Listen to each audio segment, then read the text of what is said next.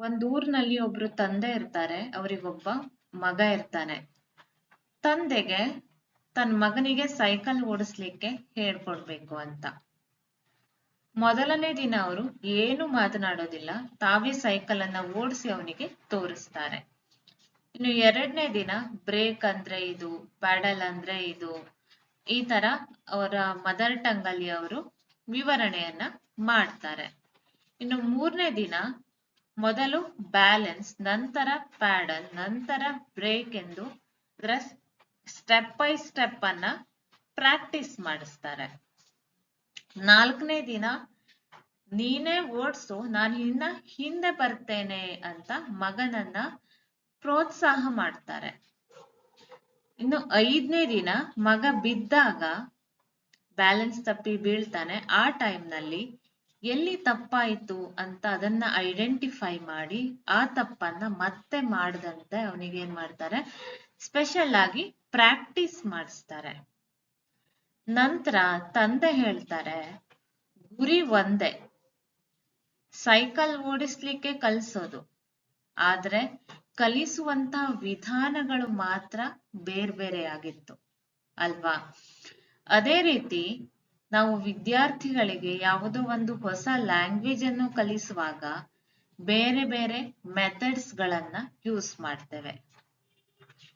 ಇವತ್ ನಾವು ಯಾವ ಯಾವ ಮೆಥಡ್ಸ್ ಇದೆ, ಅಪ್ರೋಚಸ್ ಇದೆ, ಟೆಕ್ನಿಕ್ಸ್ ಇದೆ ಅದನ್ನ ಹೇಳ್ತೀನಿ, ಮತ್ತೆ ಅದರ ಮೀನಿಂಗ್ ಅನ್ನ ಹೇಳಿ ಅದರ ಮೇಲಿನ MCQs ಅನ್ನ ಸಾಲ್ವ್ ಮಾಡ್ತಾ ಹೋಗೋಣ.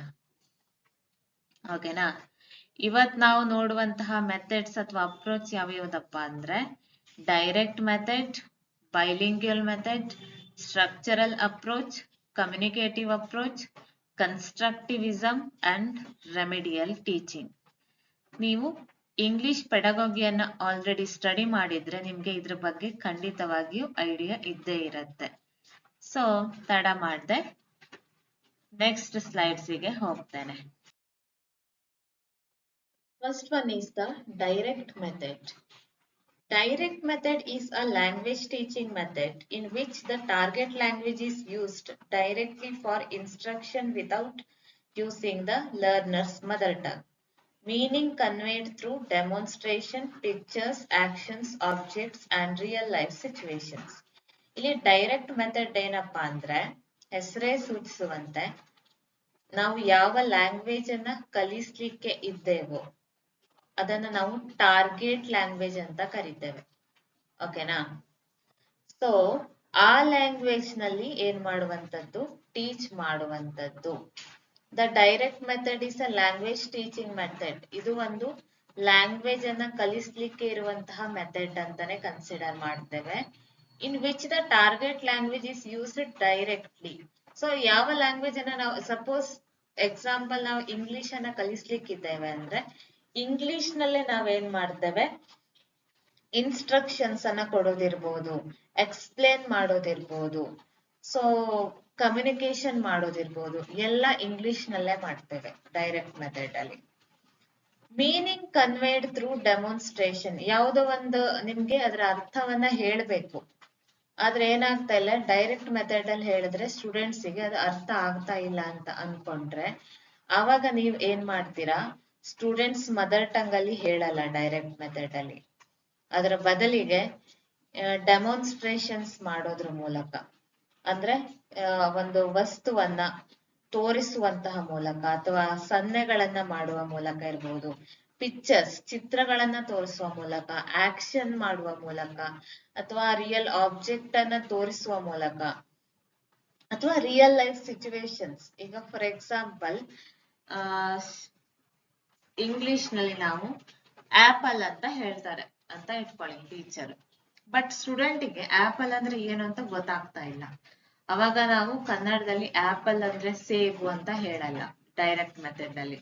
ಅದರ ಬದಲಿಗೆ ಏನ್ ಮಾಡ್ತೇವೆ, ರಿಯಲ್ ಆಗಿ ಆಪಲ್ ಅನ್ನೇ ತಂದು ತೋರಿಸುವಂತದ್ದಿರ್ಬೋದು, ಅಥವಾ ಆಪಲ್ ಪಿಕ್ಚರ್ ಅನ್ನ ತೋರಿಸೋದಿರ್ಬೋದು, ಆಪಲ್ ಹೇಗಿರತ್ತೆ ಅಂತ ಡಿಸ್ಕ್ರೈಬ್ ಮಾಡೋದಿರ್ಬೋದು. ಓಕೆನಾ? ಅಥವಾ ಆ ಫ್ರೂಟ್ ಅನ್ನ ಎಲ್ಲಿ ಬೆಳಿತೇವೆ ನಾವು ಜಾಸ್ತಿ ಅಂತ ಹೇಳಿ ಸ್ಟೂಡೆಂಟ್ಸೇ ಓಕೆ ಅಂತ ಗೆಸ್ ಮಾಡೋದಿರ್ಬೋದು. ಸೊ ಇವೆಲ್ಲದರ ಮೂಲಕ ನಾವು ಡೈರೆಕ್ಟ್ ಮೆಥಡ್ ಅಲ್ಲಿ ಲ್ಯಾಂಗ್ವೇಜ್ ಅನ್ನ ಟೀಚ್ ಮಾಡ್ತೇವೆ. ಅಲ್ಲಿ ನಾವು ನಮ್ಮ ಮದರ್ ಟಂಗ್ ಕನ್ನಡ, ತಮಿಳ್, ತೆಲುಗು, ಮಲಯಾಳಂ, ಹಿಂದಿ ಯಾವುದೇ ಲ್ಯಾಂಗ್ವೇಜ್ ಅನ್ನು ಸಹ ನಾವು ಯೂಸ್ ಮಾಡೋದಿಲ್ಲ ನಮ್ಮ ಮದರ್ ಟಂಗ್. ಓಕೆನಾ? Yes. Second one is the bilingual method. ಇಲ್ಲಿ ಹೆಸರೇ ಹೇಳುವಂತೆ ಬೈ ಮೀನ್ಸ್ ಟು. ಇಲ್ಲಿ ಎರಡು ಲ್ಯಾಂಗ್ವೇಜ್ ಇರುತ್ತೆ. The bilingual method is a language teaching method in which both the mother tongue and the target language are used. The mother tongue is used only to explain difficult words or concepts, while communication and practice are carried out in the target language. So bilingual method ಅಂದ್ರೆ ಏನಪ್ಪಾ ಅಂದ್ರೆ ಇಲ್ಲಿ ಎರಡು language ಅನ್ನ ನೀವು ನೋಡ್ತೀರಾ. ಒಂದು mother tongue ಅಂದ್ರೆ ನಮ್ಮ ಮಾತೃಭಾಷೆ ಯಾವುದಲ್ಲ ಅದು ಕನ್ನಡ ಇರ್ಬೋದು, ಕೊಂಕಣಿ ಇರ್ಬೋದು, ತುಳು ಇರ್ಬೋದು, ಹಿಂದಿ ಇರ್ಬೋದು, ಮರಾಠಿ ಇರ್ಬೋದು, ಬೆಂಗಾಲಿ ಇರ್ಬೋದು, ಯಾವುದೇ ಇರ್ಬೋದು. ಇನ್ನೊಂದಿರೋದು ಯಾವುದು? Target language. ಅಂದ್ರೆ ನಾವು ಯಾವ ಲ್ಯಾಂಗ್ವೇಜ್ ಅನ್ನ ಕಲಿಸ್ಲಿಕ್ಕಿದ್ದೇವೆ. ಇಲ್ಲಿ ನಾವು ಟಾರ್ಗೆಟ್ ಲ್ಯಾಂಗ್ವೇಜ್ ಇಂಗ್ಲಿಷ್ ಅಂತಾನೆ ಇಟ್ಕೊಳ್ಳೋಣ. ಓಕೆನಾ? ನನ್ನ ಮದರ್ ಟಂಗ್ ಕನ್ನಡ ಆಗಿರೋದ್ರಿಂದ ನಾನು ಕನ್ನಡ ಅಂತ ಎಕ್ಸಾಂಪಲ್ ಅಲ್ಲಿ ತಗೊಳ್ತೇನೆ. Mother tongue Kannada, target language English. So ಇದೆರಡನ್ನು ಸಹ ಈ ಮೆಥಡ್ ಅಲ್ಲಿ ನಾವು ಟೀಚ್ ಮಾಡುವಾಗ ಯೂಸ್ ಮಾಡಬಹುದು. ಆದರೆ ನೋಡಿ ಇಲ್ಲಿ the mother tongue is used only to explain difficult word or concepts. ಮಾತೃಭಾಷೆನ ನಾವು ಯಾವಾಗ ಯೂಸ್ ಮಾಡ್ತೇವೆ ಅಂದ್ರೆ ಸಪೋಸ್ ಅಲ್ಲೇನಾದ್ರೂ ಕ್ಲಿಷ್ಟಕರವಾದ ಸಂಗತಿಗಳಿದ್ರೆ ಅಥವಾ ಕಷ್ಟಕರವಾದಂತಹ ವರ್ಡ್ಸ್ ಶಬ್ದಗಳಿದ್ರೆ ಅದನ್ನ ಅರ್ಥ ಮಾಡಿಸ್ಲಿಕ್ಕೋಸ್ಕರ ಮಾತ್ರ ಮಾತೃಭಾಷೆಯನ್ನ ನಾವು ಯೂಸ್ ಮಾಡ್ತೇವೆ. ಇಲ್ಲಿ ಎರಡು ಲ್ಯಾಂಗ್ವೇಜ್ ಅನ್ನ ಯೂಸ್ ಮಾಡ್ಬೋದು ಅಂತ ಮಿಸಲ್ ಬಾಜಿ ಮಾಡಿ ಟೀಚ್ ಮಾಡೋದಲ್ಲ. ನಿಮ್ಗೆ ಅರ್ಥ ಆಗಿಲ್ಲ ಅಂತಹ ಟೈಮ್ ನಲ್ಲಿ ಸ್ಟೂಡೆಂಟ್ಸಿಗೆ ಅರ್ಥ ಆಗೋದು. ಈಗ ಲರ್ನಿಂಗ್ ಪ್ರೊಸೆಸ್ ಅಂದ್ರೆ ಏನು? ನಾವು ಲರ್ನರ್ಸಿಗೆ ಕನ್ವೆ ಆಗೋ ತರ ಹೇಳುವಂತದ್ದು ಅಲ್ವಾ? ಅರ್ಥ ಮಾಡಿಸ್ಬೇಕು ಹೇಳುವಂತಹ ಒಂದೇ ಉದ್ದೇಶದಿಂದ ಅವರ ಮದರ್ ಟಂಗ್ ಅಲ್ಲಿ ನಾವು ಹೇಳಿ ಅರ್ಥ ಮಾಡಿಸ್ತೇವೆ. While communication and practice are carried out in the target language. So ಅಲ್ಲಿ ಕಮ್ಯುನಿಕೇಶನ್ ಅಂದ್ರೆ ಸಂವಹನ ಅಥವಾ ಲ್ಯಾಂಗ್ವೇಜ್ ಪ್ರಾಕ್ಟೀಸ್ ಎಲ್ಲ ಟಾರ್ಗೆಟ್ ಲ್ಯಾಂಗ್ವೇಜ್ ಇಂಗ್ಲಿಷ್ ನಲ್ಲೇ ನಡೀತಾ ಇರುತ್ತೆ. ಓಕೆನಾ? ಎಸ್.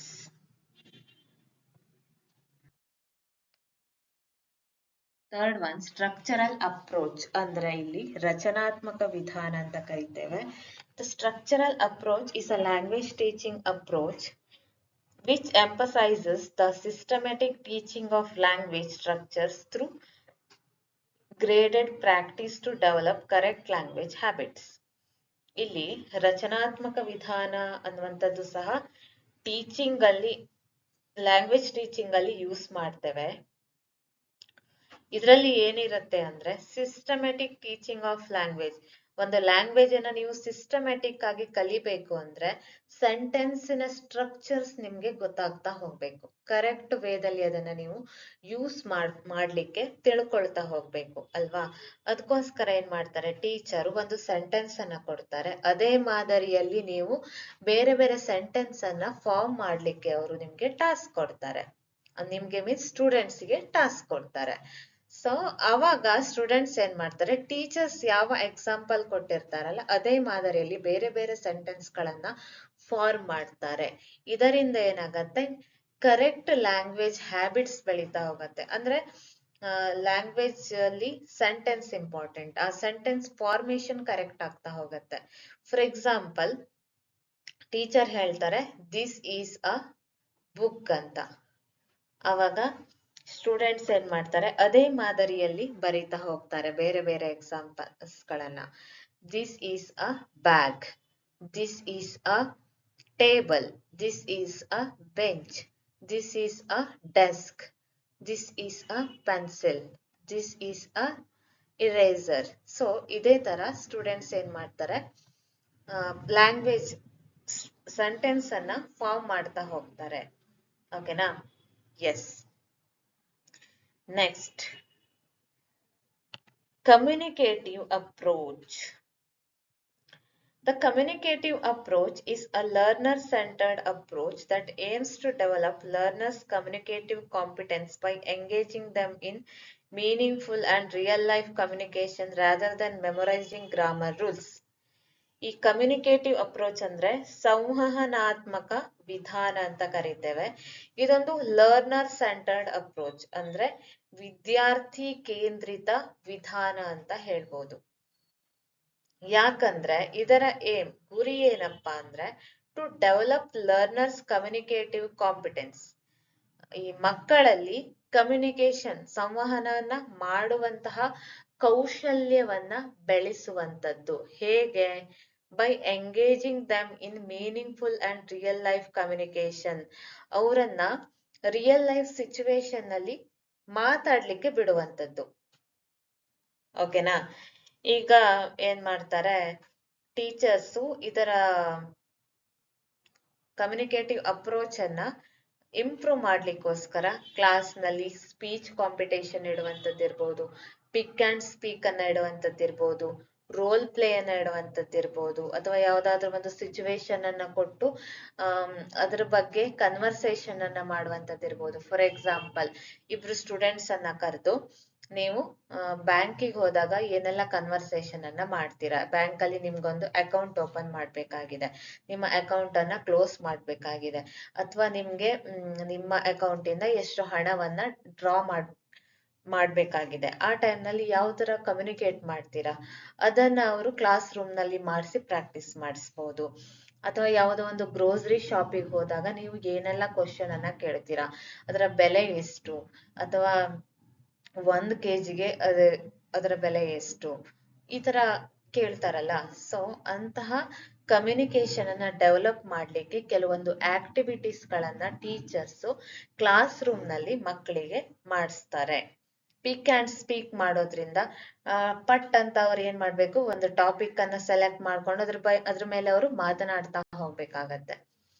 ಇದರಿಂದ ಅವರ ಸ್ಪೀಕಿಂಗ್ ಸ್ಕಿಲ್ ಸಹ ಏನಾಗತ್ತೆ, ಇಂಪ್ರೂವ್ ಆಗ್ತಾ ಹೋಗುತ್ತೆ. ಅವರಲ್ಲಿ ಏನೆಲ್ಲ ನಾಲೆಜ್ ಇದೆಯೋ ಅದ್ರ ಬಗ್ಗೆ ಅವರು ಮಾತನಾಡ್ತಾ ಹೋಗ್ತಾರೆ ಅಲ್ವಾ. ಸೊ ಇದರಿಂದ ಕಮ್ಯುನಿಕೇಟಿವ್ ಅಪ್ರೋಚ್ ಇಂಪ್ರೂವ್ ಆಗತ್ತೆ. Next, constructivism. ಕನ್ಸ್ಟ್ರಕ್ಟಿವಿಸಮ್ ಅಂದ್ರೆ ರಚನಾವಾದ ಅಂತ ಕರಿತೇವೆ. Constructivism is a learner centred educational approach. ಇದು ಒಂದು ವಿದ್ಯಾರ್ಥಿ ಕೇಂದ್ರಿತ ಶೈಕ್ಷಣಿಕ ವಿಧಾನ ಅಂತಾನೆ ಹೇಳ್ಬೋದು. which states that learners actively construct their own knowledge by connecting new experiences with their prior knowledge through exploration, interaction and reflection. ಇಲ್ಲಿ ಹೇಳ್ತಾ ಇರೋದು ಇಷ್ಟೇ, ವಿದ್ಯಾರ್ಥಿಗೆ ಯಾವುದೋ ಒಂದು ವಿಷಯದ ಮೇಲೆ ಅವ್ರದೇ ಆದಂತ ಒಂದು ನಾಲೆಜ್ ಇರತ್ತೆ ಅಂತ ಇಟ್ಕೊಂಡ್ರೆ, ಆ ನಾಲೆಜಿಗೆ ಹೊಸ ನಾಲೆಜ್ ಅನ್ನ ಸೇರಿಸುವ ಮೂಲಕ ನಾಲೆಜ್ ಅನ್ನ ಅವರೇ ಕನ್ಸ್ಟ್ರಕ್ಟ್ ಮಾಡ್ಕೊಳ್ಳೋದು. ಇಲ್ಲಿ ಟೀಚರ್ ಕೆಲಸ ಅಂದ್ರೆ ಫೆಸಿಲಿಟೇಟರ್, ಗೈಡ್ ಮಾಡೋದಷ್ಟೇ. ಫಾರ್ ಎಕ್ಸಾಂಪಲ್, ವಿದ್ಯಾರ್ಥಿಗೆ ಗೊತ್ತಿದೆ ಅವನ ನಾಲೆಜ್ ಏನಿದೆ, ಹಳೆಯ ನಾಲೆಜ್ ಜೊತೆಗೆ ಹೊಸ ನಾಲೆಜ್ ಅನ್ನ ಸೇರಿಸುವಂತಹ ಒಂದು ಪ್ರೊಸೆಸ್ಗೆ ನಾವು ಕನ್ಸ್ಟ್ರಕ್ಟಿವಿಸಮ್ ಅಂತ ಕರಿತೇವೆ. ಫಾರ್ ಎಕ್ಸಾಂಪಲ್, ವಿದ್ಯಾರ್ಥಿಗೆ ಗೊತ್ತಿದೆ ರೈತ ಫಾರ್ಮ್ ಅಲ್ಲಿ ಅಂದ್ರೆ ಗದ್ದೆಯಲ್ಲಿ ಕೆಲಸ ಮಾಡ್ತಾನೆ ಅಂತ ಗೊತ್ತಿದೆ. ಏನ್ ಕೆಲಸ ಮಾಡ್ತಾನೆ, ಅಲ್ಲಿ ಏನೇನ್ ಮಾಡ್ಬೇಕಾಗಿರತ್ತೆ ಅದು ಯಾವುದು ಗೊತ್ತಿಲ್ಲ. ಆಗ ಟೀಚರು ಗೈಡ್ ಆಗಿ ಏನ್ ಮಾಡುವಂತದ್ದು, ಸ್ವತಃ ಅವರು ಫಾರ್ಮಿಗೆ ಮಕ್ಕಳನ್ನ ಕರ್ಕೊಂಡು ಹೋಗ್ಬಿಟ್ರು ಅಂತ ಆದ್ರೆ ಏನ್ ಮಾಡ್ತಾರೆ, ಮಕ್ಕಳು ಅಲ್ಲಿ ಹೋಗಿ ರೈತ ಏನ್ ಮಾಡ್ತಾ ಇದ್ದಾನೆ, ಗದ್ದೆಯನ್ನ ಉಳುಮೆ ಮಾಡ್ತಾ ಇದ್ದಾನೆ, ಬೀಜವನ್ನ ಬಿತ್ತುತ್ತಾ ಇದ್ದಾನೆ. ಸೊ ಇವೆಲ್ಲ ಅವ್ರಿಗೇನು ಹೊಸ ನಾಲೆಜ್, ಅವ್ರಿಗೆ ಇದು ಯಾವುದು ಗೊತ್ತಿಲ್ಲ ಮಕ್ಕಳಿಗೆ, ಬಟ್ ಇದು ಹೊಸ ನಾಲೆಜ್. ಅವ್ರೇನ್ ಮಾಡ್ತಾರೆ, ರೈತ ಗದ್ದೆಯಲ್ಲಿ ಕೆಲಸ ಮಾಡ್ತಾನೆ, ಇದು ಹಳೆ ನಾಲೆಜ್, ಅದ್ರ ಜೊತೆಗೆ ಏನೇನ್ ಕೆಲಸ ಮಾಡ್ತಾನೆ ಹೊಸ ನಾಲೆಜ್, ಇದು ಎರಡನ್ನು ಸೇರಿ ರೈತನ ಶ್ರಮ ಏನು ಅನ್ನುವಂತಹ ಒಂದು ನಾಲೆಜ್ ಅನ್ನ ಅವ್ರು ಏನ್ ಮಾಡ್ತಾರೆ, ಕನ್ಸ್ಟ್ರಕ್ಟ್ ಮಾಡ್ಕೊಳ್ತಾರೆ. ಯಾವ್ದ್ರ ಮೂಲಕ, ಅವರೇ ಎಕ್ಸ್ಪ್ಲೋರ್ ಮಾಡ್ತಾರೆ, ಹೋಗಿ ನೋಡಿದ್ರು ಅಲ್ವಾ, ಇಂಟರಾಕ್ಷನ್. ಅವ್ರು ರೈತನ ಜೊತೆ ಮಾತನಾಡ್ಬೋದು, ಇದು ಎಷ್ಟು ದಿನದಲ್ಲಿ ಬೆಳೆ ಬರುತ್ತೆ, ಅಥವಾ ಎಷ್ಟು ದಿನದಲ್ಲಿ ಇದು ಮೊಳಕೆ ಬರ್ಬೋದು, ಎಷ್ಟು ದಿನದಲ್ಲಿ ನಿಮ್ಗೆ ಬೆಳೆ ಏನ್ ಮಾಡ್ಬೋದು, ಕಟಾವಿಗೆ ಬರುತ್ತೆ, ಅದನ್ನ ಎಲ್ಲಿ ಮಾರ್ತೀರಾ. ಸೊ ಈ ತರ ಇಂಟ್ರಾಕ್ಟ್ ಅಂದ್ರೆ ಕ್ವಶನ್ ಅನ್ನ ಕೇಳಿ ಆನ್ಸರ್ ಅನ್ನ ಪಡ್ಕೊಳ್ಳೋದ್ರ ಮೂಲಕ ಅಂಡ್ ರಿಫ್ಲೆಕ್ಷನ್. ಆಮೇಲೆ ಅವ್ರದ್ದು ಟೋಟಲ್ ರಿಫ್ಲೆಕ್ಷನ್ ಏನು, ಏನೆಲ್ಲ ನೋಡಿದ್ರು, ಏನೆಲ್ಲ ನಾಲೆಡ್ಜ್ ಸಿಕ್ತು ಅದ್ರ ಮೂಲಕ, ಅವರಿಗೆ ಯಾವ ನಾಲೆಜ್ ಅನ್ನ ಅವರೇ ಕನ್ಸ್ಟ್ರಕ್ಟ್ ಅನ್ನ ಮಾಡ್ಕೊಂಡ್ರು. ಸೊ ಇದನ್ನ ನಾವು ಕನ್ಸ್ಟ್ರಕ್ಟಿವಿಸಮ್ ಅಂತ ಕರಿಬಹುದು. Sixth one remedial teaching. ಇದನ್ನ ನೀವು ಕೇಳೇ ಇರ್ತೀರಾ. Remedial teaching is a specialized instructional process designed to identify and overcome learners' academic difficulties through diagnostic assessment, individualized instruction, and continuous evaluation. So, ನಾನು ಆಲ್ರೆಡಿ ನಿಮ್ಮ ಜೊತೆ ಡಿಸ್ಕಸ್ ಮಾಡಿದಾಗೆ ಮಕ್ಕಳನ್ನ ನಾವು ಅವರವರ ಇಂಟೆಲಿಜೆನ್ಸ್ ಆಧಾರದ ಮೇಲೆ ಏನ್ ಮಾಡ್ತೇವೆ, ಕೆಟಗರೈಸ್ ಮಾಡ್ಕೊಳ್ತೇವೆ. ಯಾಕಂದ್ರೆ ಇನ್ಸ್ಟ್ರಕ್ಷನ್ಸ್ ಅವರ ಅಕಾರ್ಡಿಂಗ್ಲಿ ಅವರಿಗೆ ಹೋಗಿ ಸೇರ್ಬೇಕದು. ಈಗ ಒಂದು ಕ್ಲಾಸ್ ನಲ್ಲಿ ಗಿಫ್ಟೆಡ್ ಚಿಲ್ಡ್ರನ್ ಇರ್ಬೋದು, ಅವರೇಜ್ ಚಿಲ್ಡ್ರನ್ ಇರ್ಬೋದು, ಸ್ಲೋ ಲರ್ನರ್ಸ್ ಇರ್ಬೋದು ಅಲ್ವಾ. ಸೊ ಅವರನ್ನ ನಾವು ಕೆಟಗರೈಸ್ ಮಾಡ್ಕೊಳ್ಳೋದು ಯಾಕೆ ಅಂದ್ರೆ ಎಲ್ಲರಿಗೂ ನೀವು ಒಂದೇ ಮೆಥಡ್ ನಲ್ಲಿ ಟೀಚ್ ಮಾಡಿದ್ರೆ ಅರ್ಥ ಆಗ್ಲಿಕ್ಕಿಲ್ಲ. ಅದಕ್ಕೋಸ್ಕರ ಬೇರೆ ಬೇರೆಯವರಿಗೆ ಬೇರೆ ಬೇರೆ ಅಂದ್ರೆ ಒಂದ್ಸಲ ಒಂದೇ ಮೆಥಡ್ ಅಲ್ಲಿ ಕ್ಲಾಸ್ ರೂಮ್ ಅಲ್ಲಿ ಟೀಚ್ ಮಾಡ್ತೇವೆ. ಸಪೋಸ್ ಅರ್ಥ ಆಗದೇ ಇರುವಂತಹ ಸಂದರ್ಭದಲ್ಲಿ ಅವರ ಅಕಾಡೆಮಿಕ್ ಡಿಫಿಕಲ್ಟೀಸ್ ಅನ್ನ ಫಸ್ಟ್ ಏನ್ ಮಾಡ್ತೇವೆ, ಐಡೆಂಟಿಫೈ ಮಾಡ್ಕೊಳ್ತೇವೆ. ಅವರಿಗೆ ಕಲಿಕೆಯಲ್ಲಿ ಏನ್ ತೊಂದರೆ ಆಗ್ತಾ ಇದೆ, ಎಲ್ಲಿ ಕಷ್ಟ ಆಗ್ತಾ ಇದೆ, ಯಾವ್ದು ಅರ್ಥ ಆಗ್ತಾ ಇಲ್ಲ, ಇದನ್ನ ನಾವು ಏನ್ ಮಾಡ್ಬೇಕು, ಐಡೆಂಟಿಫೈ ಮಾಡ್ಬೇಕು. ಹೇಗೆ ಐಡೆಂಟಿಫೈ ಮಾಡ್ಬೋದು, ಅವರಿಗೆ ಓರಲ್ ಕ್ವಶನ್ ಅನ್ನ ಕೇಳೋದ್ರ ಮೂಲಕ ಇರ್ಬೋದು, ಅಥವಾ ಟೆಸ್ಟ್ ಗಳನ್ನ ಕೊಡುವುದರ ಮೂಲಕ ಇರ್ಬೋದು. So identify ಮಾಡ್ಕೊಳ್ತೇವೆ.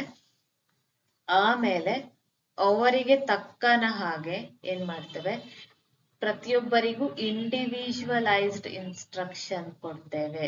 ವೈಯಕ್ತಿಕವಾಗಿ ಅವರಿಗೆ ಅಟೆನ್ಷನ್ ಅನ್ನ ನೀಡಿ ಟೀಚಿಂಗ್ ಅನ್ನ ಮಾಡ್ತೇವೆ. ಮತ್ತೆ ಅದನ್ನು ಸಹ ಕಂಟಿನ್ಯೂಸ್ ನಿರಂತರವಾಗಿ ಅದನ್ನ ಏನ್ ಮಾಡ್ತಾ ಇರ್ತೇವೆ, ಇವ್ಯಾಲ್ಯೂಯೇಷನ್ ಅನ್ನ ಮಾಡ್ತಾ ಇರ್ತೇವೆ. ಇದನ್ನ ನಾವು ರೆಮಿಡಿಯಲ್ ಟೀಚಿಂಗ್ ಅಂತ ಕರಿಬಹುದು.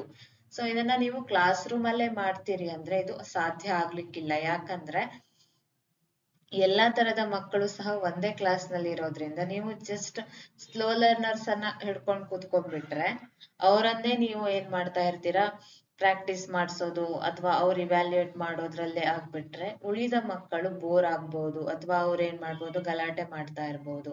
ದಟ್ಸ್ ವೈ ರೆಮಿಡಿಯಲ್ ಟೀಚಿಂಗ್ ಅನ್ನ ಶಾಲೆಯ ಅವಧಿಯ ಪೂರ್ವದಲ್ಲಿ ಅಥವಾ ಶಾಲೆಯ ಅವಧಿಯ ನಂತರದಲ್ಲಿ ತಗೊಳ್ತಾರೆ, ಅಥವಾ ಫ್ರೀ ಪೀರಿಯಡ್ಸ್ ಇದ್ದಾಗ ತಗೊಳ್ತಾರೆ. ಅದನ್ನ ರೆಮಿಡಿಯಲ್ ಟೀಚಿಂಗ್ ಅಂತ ಕರಿಬಹುದು. ಓಕೆನಾ? ಎಸ್, ಇವಿಷ್ಟು ಮೀನಿಂಗ್ಗಳು, ಅರ್ಥ. ಓಕೆನಾ? ಈಗ MCQs ಇದ್ರ ಮೇಲೆ ಸೆಟ್ ಮಾಡಿದ್ದೇನೆ, ಸಾಲ್ವ್ ಮಾಡ್ತಾ ಹೋಗ್ಬೇಕು.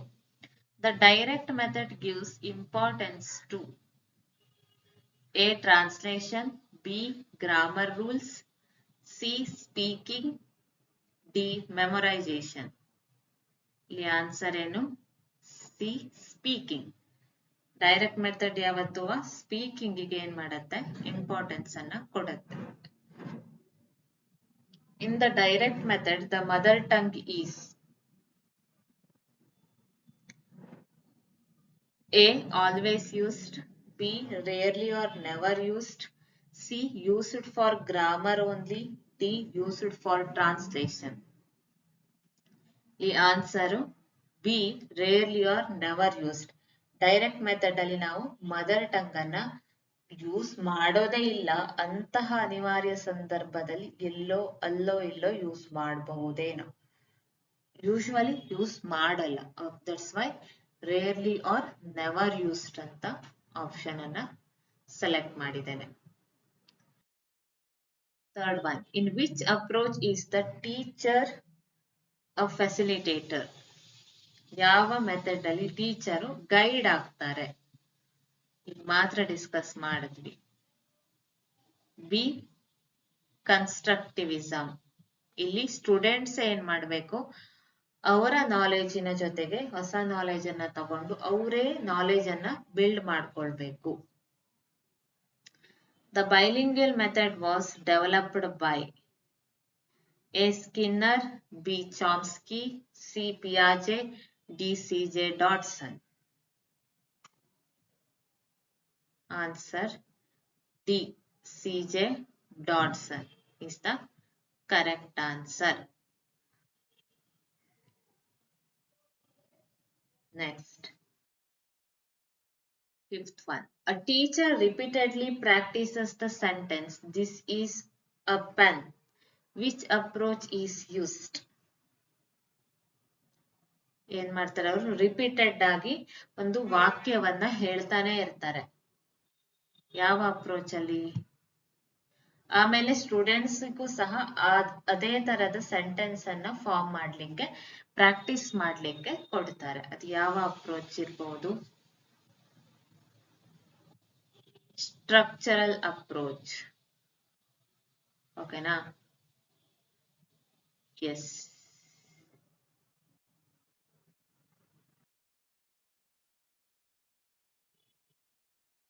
A teacher gives extra practice to students who failed in reading.